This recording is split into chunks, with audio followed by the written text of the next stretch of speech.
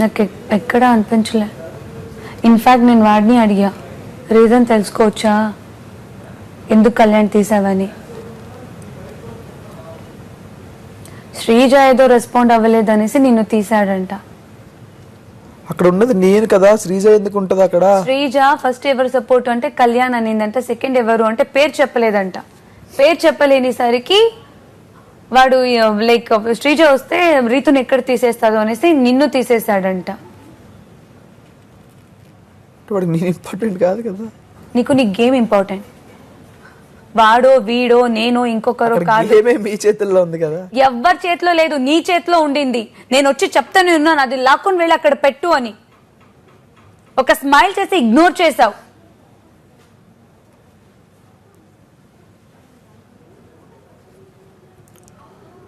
చెప్తూనే ఉన్నా వెళ్ళు, లాక్కొని వెళ్ళు అని.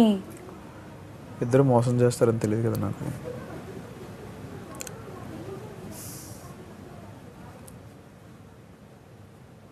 మనుషులం తనుజ.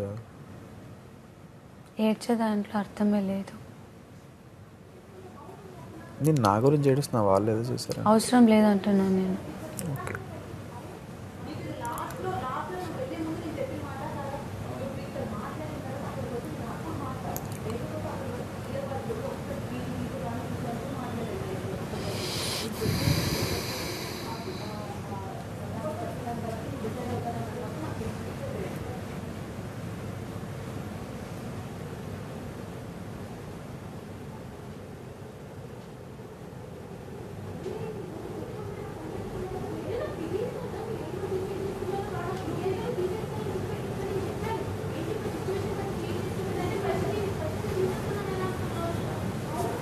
నువ్వు నీ గేమ్ ఆడటానికే కదా వచ్చావు.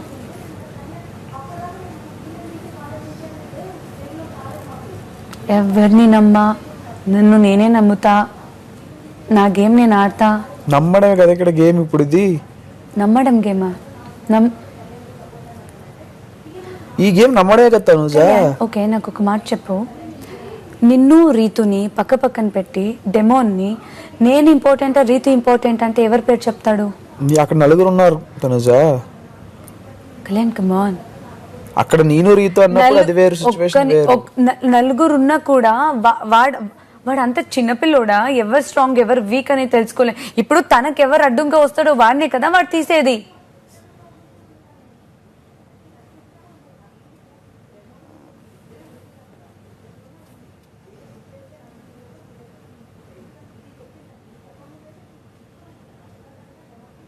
నేను ఒకటే చెప్తా, నీ గేమ్ నీ కోసం నువ్వే ఆడాలి. అర్థమవుతుందా?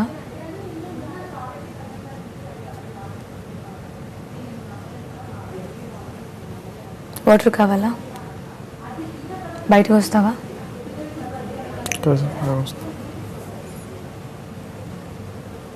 నేను వెళ్ళనా? వెళ్తావా? మరి మాట్లాడు. ఏడవద్దు.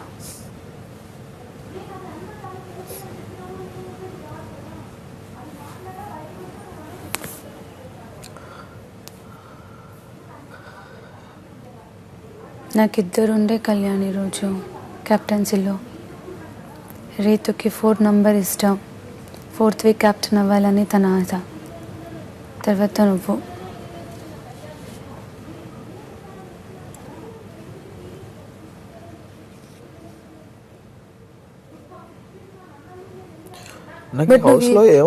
బట్ ఈజీగా గివ్ అప్ ఇచ్చేసావు కళ్యాణ్ నువ్వు.